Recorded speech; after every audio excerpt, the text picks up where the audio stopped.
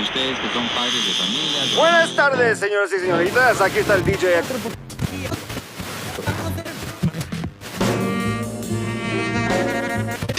¡Silencio, delincuente! Hola con todas y todos, yo soy Lucho, hoy co-host de Diálogos Mundanos. Y conmigo, Diego, bienvenidos y bienvenidas a Diálogos Mundanos. les presento a la invitada de hoy, Gabriela Vázquez, es coordinadora del CIDAP. Explícanos un poco más primero de tu situación, de tu profesión y qué es lo que te hace a Gabriela. Gracias, Lucho y Diego, qué gusto saludarles. Y un saludo afectuoso también a quienes nos escucharán en algún momento en algún lado del planeta.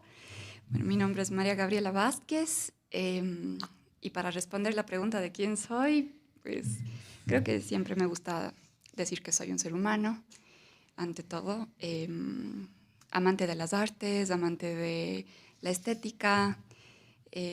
Mi acercamiento a la filosofía un poco ha sido también a través de ciertas materias, cátedras que he dictado en las universidades relacionadas a la estética, a la investigación artística, al desarrollo de proyectos curatoriales, de gestión cultural y así, ¿no? Mi formación ha sido en curaduría de arte en Inglaterra, que tuve la oportunidad de viajar allá y estudiar, mientras mi esposo también hacía su maestría. Y bueno, como primera carrera tuve la suerte de poder seguir restauración de bienes culturales y patrimoniales. Entonces, apegada mucho a las artes toda la vida, a ese proceso creativo, a esa sensibilidad que también me viene un poco de herencia de mi abuelito, de mi bisabuelo, de mi tatarabuelo, que eran pintores, Manuel Moreno Serrano, Miguel Moreno, que también era poeta. Se puede ver el busto de él en el Parque de San Sebastián. Entonces, bueno, se dice mucho que uno es la suma de sus ancestros y creo que tuve, como digo, esa fortuna de poder heredar esa cercanía o ese querer hacer a través de las artes. Y qué lindo esto que dices, Gaby, de que uno es la suma de sus ancestros, porque hoy día en este programa vamos a hablar de artesanía, sobre todo, digamos, tú con esto que trabajas en el CIDAB y que es una labor sumamente interesante, digamos, y que a veces parecería navegar en contra de la técnica, ¿no? Pero bueno, en el segmento de noticias que ponen en riesgo a la humanidad, que es el primer segmento,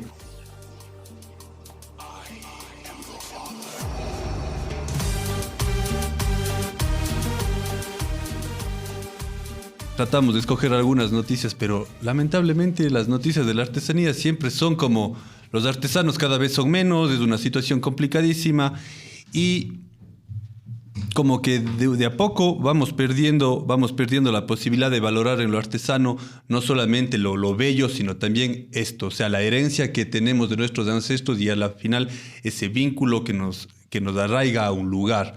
¿Qué opinas de eso? Empecemos con esa discusión. ¿Por qué la artesanía tiene que ser rescatada o realmente es un drama falso lo que estamos viviendo con el tema de que estamos perdiendo las artesanías? Uh-huh. Creo que este comentario tiene mucho de cierto. A veces tenemos que partir del entendimiento de que la definición de artesanía ha sido dada a veces desde las bellas artes. Sobre todo en Latinoamérica hay cierta división, digamos, que es muy marcada entre lo artesanal y las artes, las bellas artes, el arte contemporáneo, todo lo que tiene que ver con un tema académico. Hay una separación, pienso yo, también porque la artesanía se aprende desde casa, es intergeneracional, es transgeneracional también, y no necesariamente se enseña desde la universidad, o sea, la academia ha estado fuera en nuestro entorno. En Europa es un poco diferente de lo que he podido percibir. No podría comentar en otros espacios como África, que también creo que se va a parecer mucho a Latinoamérica en ciertos sentidos, pero en Asia sí se tiene una maestría que va por familias y por muchas generaciones y sobre todo por dinastías. Pero acá en Latinoamérica, por distintos temas sociales, educativos, socioeconómicos, básicamente, la artesanía no ha estado dentro de los currículos de la academia. Entonces ha habido un entendimiento de esta desde las facultades de Bellas Artes, en donde se ha dejado de lado un poco esa importancia del saber hacer a través de lo manual que tiene la artesanía. Existen diferentes tipos, si se puede llamar así, de artesanías, en donde existe también esta división de la artesanía de oficio, de la artesanía de servicio, porque la artesanía de oficio con la cual trabaja y a la cual impulsa constantemente SIDAP es la que se hace a través de la comunidad artesanal. Entonces, primero, antes de hablar de estos objetos, tenemos que hablar de las personas que están detrás. Y ahí es en donde se marca un poco en lo que tú acabas de mencionar, de que siempre está en peligro de extinción, siempre tiene problemas, se habla mucho del rescate, pero tenemos que saber que no necesariamente se tiene que rescatar, sino también que se tiene que consolidar y solidificar lo que ya existe. Entonces, la artesanía de oficio tiene en su núcleo el entendimiento de una técnica que puede ser en madera, en vidrio, en papel, inclusive en pólvora, ¿no? Que genera una transformación de esta materia y de ahí crea el objeto. Entonces, el artesano como tal es el que es reconocido así dentro de su propia comunidad. Por eso es que el trabajo de comunidad artesanal toma esa fuerza. Es decir, no porque yo quiera emprender cerámica este momento ya soy artesana. No, necesito llegar a dominar una técnica, a entender el cómo funciona esa materia, para que de ahí, conjuntamente con ese reconocimiento de la propia comunidad artesanal, uno pueda sentirse como artesano. Es decir, que para poder entender esto, tenemos que saber que no podemos juntar las bellas artes nombradas así desde la academia con ese divorcio que se ha propiciado para decir, no, la artesanía puede ser un término inclusive peyorativo. Entonces, esto a veces se vuelve un debate importante, pero lo que no debe quedar de lado es que la comunidad artesanal es quien se siente bien o quien va a sufrir al momento de nosotros poder decir algo es importante, algo tiene sentido, tiene patrimonio cultural y material dentro. Ahora, yo tengo una pregunta ahí y obviamente es muy importante que precisamente se emplace, digamos que el juicio de valor del artesano dentro de la comunidad en la cual se ha formado. Pero esto, hay un filósofo que habla del fármaco, no es veneno y salvación, porque al fin y al cabo, si las comunidades, y luego en un contexto más amplio del capitalismo, en donde lo industrial tiene una ventaja porque es obviamente más barato para cierto público, entonces al fin y al cabo la artesanía termina siendo un lujo en ciertos contextos y por ende también reduciendo el público que a la final termina siendo remunerado a través de esto.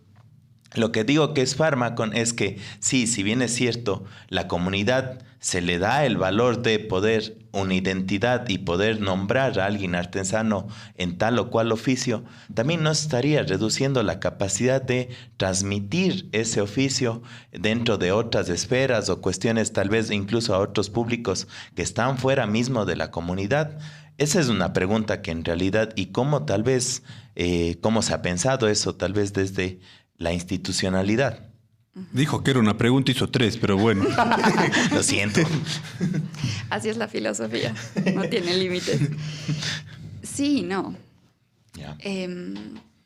Para entender la artesanía de oficio tenemos que cambiarnos el chip. ¿Por qué? Porque efectivamente puede volverse un lujo, en cierto sentido, cuando uno no está al tanto de cómo se realizó una obra. Sabemos que una persona tiene un sueldo básico y una artesanía puede tomar 3 semanas, 1 mes, 6 meses, 1 año realizar. Wow. Entonces, no así otras, ¿no? Otras podrán tomar un par de horas, 1 hora, media hora, porque ya existen procesos que están más sofisticados y mejor organizados en algunas ocasiones. Pero el valor económico de una artesanía no tiene que venir dado solamente por la apariencia estética de un objeto, sino por la comprensión de todo el tiempo de trabajo que estuvo detrás, por el uso de los materiales que tiene este objeto y por el conocimiento que tiene la persona que la creó. Entonces, va a ser muy difícil que una artesanía de carácter artífice, de oficio, pueda competir con un producto industrializado, primero porque su función es completamente diferente y porque la intención con la que están hechas las cosas también difiere. Una artesanía puede ser una pieza única, puede ser una pieza seriada también, pero no deja de ser única porque fue creada a través de las manos de una persona, lo cual hace diferencia completa con un proceso industrial o inclusive semi-industrial, porque su función ya no es la de ser pieza única, ya no es la de ser contenedora de patrimonio cultural inmaterial, sino es más bien una función comercial que está muy bien porque es otra cosa. Claro. Entonces, este fármaco que tú mencionas, que puede ser veneno y salvación, y veneno es una palabra muy potente aquí, sí tiene mucho sentido, hace mucho sentido, porque voy a comentarles un caso, un ejemplo de Mariana Muñoz, que es una de las dueñas de la fábrica de Talavera, de la fábrica Uriarte de México, que está en Puebla. Ellas tienen cerámica de Talavera que se hace con plomo. Es una cerámica blanca que se pinta con pigmentos azules que tienen plomo. Y existe algo que se llama la denominación de origen en una artesanía. Entonces, el tema es que ellos siguen utilizando la misma receta de hace más de 3 siglos para poder mantener la denominación de origen en Puebla, porque así se hacía hace 300 o 400 años la cerámica de ellos. Entonces, ¿qué pasa con eso? Actualmente, con toda la legislación de salud que hay, gracias al cielo, por supuesto que no vas a adquirir una de esas para poder servirte alimentos, ¿no? Claro. O si tienes una de estas en casa, tienes que saber que tiene plomo. Entonces aquí es en donde literalmente entraría un poco en esta analogía de veneno y de salvación, porque ellos están condenados a tener que utilizar esto. Entonces, acá también es en donde ingresa la innovación. ¿Qué hace el artesano para mantener su definición, su denominación de origen y poder cuidar y consolidar ese mantenimiento de la técnica cuando también necesita vender? Entonces te puedes poner en peligro de extinción directamente, pero ahí tu innovación te tiene que permitir sacar, por ejemplo, una línea que sea similar y que diga que es una réplica o que está inspirada en este tipo de cerámica porque el plomo no funciona, ¿no? Esto no significa que siempre vaya a pasar una alternativa de estas características como para poder impulsar, si es que es la palabra, o no quisiera decir rescate, pero sí en este caso, un tipo de oficio. Existen oficios que lamentablemente ya se han perdido y dentro de la evolución de la cadena artesanal, poco o nada puede hacer una institución si las personas que crean con estas técnicas ya lamentablemente no continúan. Claro. Hay una cosa, porque frente a lo que vos dices siempre, y el debate arte-artesanía y toda esta situación, parecería que la artesanía es como el eslabón perdido, ¿no? Entre un mundo premoderno y un mundo ultramoderno, que está ahí medio la resistencia de la nostalgia, ¿no? De mantengamos cosas que ya parece que la técnica nos va superando y que tal vez quedamos medio por románticos queriendo conservarlas. Pero bueno, vos hablaste de México y hay una frase de Octavio Paz que me parece muy interesante y quisiera tu comentario porque dice esto: la artesanía no quiere durar milenios ni está poseída por la prisa de morir pronto. Transcurre con los días, fluye con nosotros, se gasta poco a poco, no busca la muerte ni la niega, la acepta. Entre el tiempo sin tiempo del museo y el tiempo acelerado de la técnica, la artesanía es el latido del tiempo humano. Es un objeto útil, pero que también es hermoso. Un objeto que dura, pero que se acaba y se resigna a acabarse. Un objeto que no es único como la obra de arte y que puede ser reemplazado por otro objeto parecido, pero que no es idéntico. La artesanía nos enseña a morir y así nos enseña a vivir. En este ejercicio, ¿por qué seguimos hablando de la artesanía como como un lugar que reflexiona más allá del producto en sí mismo? Porque es el ciclo de la vida. Lo que él está mencionando en esta frase, que concuerdo perfectamente, tal vez no en el momento en el que compara con la obra de arte, porque la artesanía actual, la neoartesanía, también tiene piezas únicas. A lo mejor en el momento en el que esto se escribió se veía desde otro lado. Sí, seguramente, claro. Pero me encanta lo que dice, concuerdo absolutamente, porque la artesanía tiene un ciclo de vida, es lo que acabamos de mencionar, va a acabar con el artesano, va a acabar con la persona que tiene esos conocimientos en el momento en el que fallezca. Lo único seguro es la impermanencia, ¿no? Y en ese sentido, lo que yo podría decir, y me pareció hermoso lo que dijiste tú, la resistencia de la nostalgia, la artesanía está dentro de eso, pende de un hilo constante de nostalgia y de mantenimiento. A veces se romantiza, pero se romantiza porque es hermosa, porque es espectacular, porque un objeto te puede llevar por diversas generaciones a entender cómo una familia tuvo una relación con una geografía, por qué utilizaban tal arcilla, por qué este tipo de fibras vegetales están tejidas de esta forma, cómo lo hacían en casa, quién le enseñó, la abuelita, la mamá, la tía, etc. Entonces, en Latinoamérica existe mucho esta división, mientras que en Europa se habla de artes aplicadas. Y se hace una diferenciación dentro de espacios museísticos, por ejemplo. O sea, dirías, hay museos de artesanías. Yeah. Exacto. Existe el Museo Quai Branly en París, que es un museo que habla de mucha etnografía, que habla de mucha antropología y que la artesanía es su núcleo de trabajo, su núcleo de investigación, con miles y miles de piezas de distintos países. Es lo mismo que pasa con el Museo de las Artes Populares del CIDAP, que creo que debimos comentar en el inicio que el CIDAP es el Centro Interamericano de Artesanías y Artes Populares. Un lugar hermoso que además nos prestaron para hablar sobre lo estético y lo bello en Mundana y con un atardecer. Fue espectacular. Gracias, Gaby, por eso. Sí. Encantadísimos, encantadísimos. El CIDAP fue fundado por la OEA, la Organización de Estados Americanos y el Ecuador, en 1975. Entonces es una institución bastante longeva que ya va a sus 50 años y aquí es en donde mencionaba yo su museo porque tiene una colección de 8.500 piezas, más o menos de 30 países.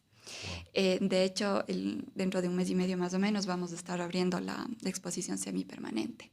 Entonces es un museo de artesanías y artes populares.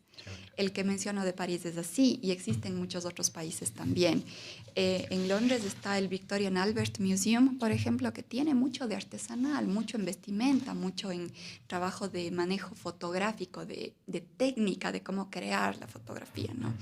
No para tomar la foto, sino para revelarla, técnicas de impresión, etc. Pero bueno, existen muchos países de estos en el mundo, muchos museos de estos en estos países, en distintos lugares del mundo. Pero a lo que voy es que la artesanía está siendo cada vez mucho más valorada en algunos lugares, pero en otros se infravalora también.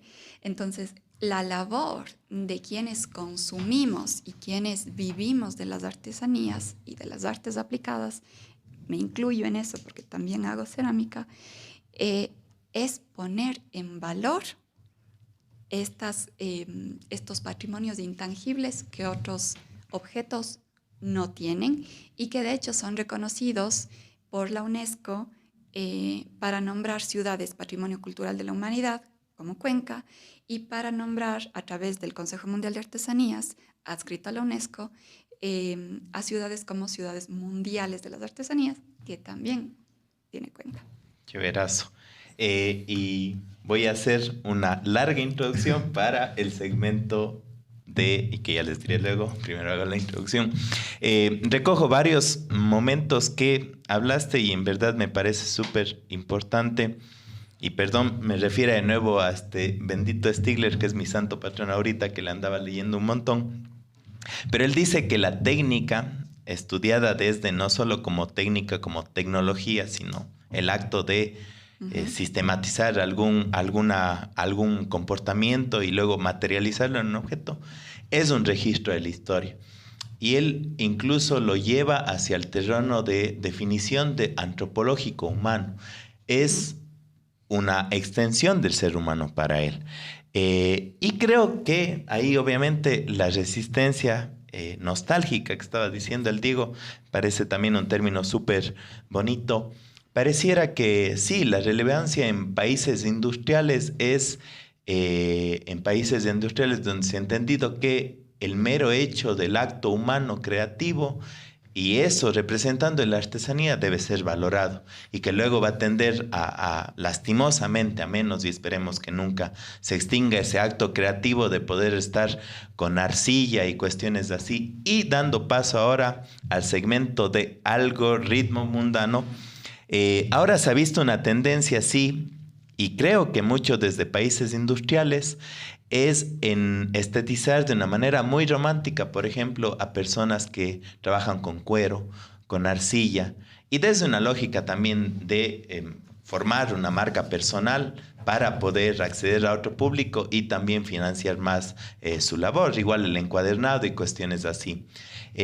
Más o menos, ¿cómo le ves el panorama en Latinoamérica, donde todavía no tenemos muy consolidada la cuestión industrial y donde todavía tenemos más al alcance productos artesanales?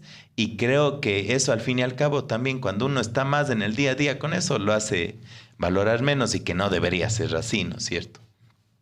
¿Cómo lo ves eso en el panorama, en esta dinámica que está sucediendo en otros países de, por ejemplo, llevar a plataformas digitales para de alguna manera mostrarse más y poder, digamos, vender? De nuevo, 5 preguntas. Lo siento. No hay problema. Creo que podríamos tocar el tema de la Tecné, que tiene como su corazón esta forma de hacer. Concuerdo mucho también con lo que mencionas. La sistematización de una forma de hacer es un registro histórico, es un estudio por sí mismo. De hecho, por eso existe tanto esta investigación también de las artes populares, porque ahí no solo hablamos de objetos, hablamos de literatura, hablamos de teatro, hablamos de poesía, hablamos de todo lo que pueda significar cultura, es decir, prácticamente todo. Sí. Y me parece que se enlaza mucho con esta resistencia de la nostalgia, porque la clave, en mi opinión personal, está en la formación de los públicos que consumimos esa artesanía. El artesano puede matarse creando cosas, vendiendo para un público pequeño, para seguir innovando, puede seguir estudiando, practicando, experimentando, investigando. El momento en el que no logra cerrar el ciclo de la venta de su producto, ahí es en donde va a morir. Y lamentablemente, no me refiero a él o a ella, sino va a morir la técnica. Claro. Lamentablemente, después de pandemia y en pandemia, donde todas las profesiones habidas y por haber sufrieron muchísimo, exceptuando ciertas salvedades, la artesanía y la parte creativa, artística en general, retrocedió mucho en ciertos aspectos. Y mucha gente después de ello tuvo que verse obligada a migrar. Entonces, esto lo que produjo fue aquí en el Azuay, sobre todo, y en el Ecuador, que muchos maestros artesanos o personas que trabajaban para maestros artesanos tengan que irse y dejar de hacer ese oficio.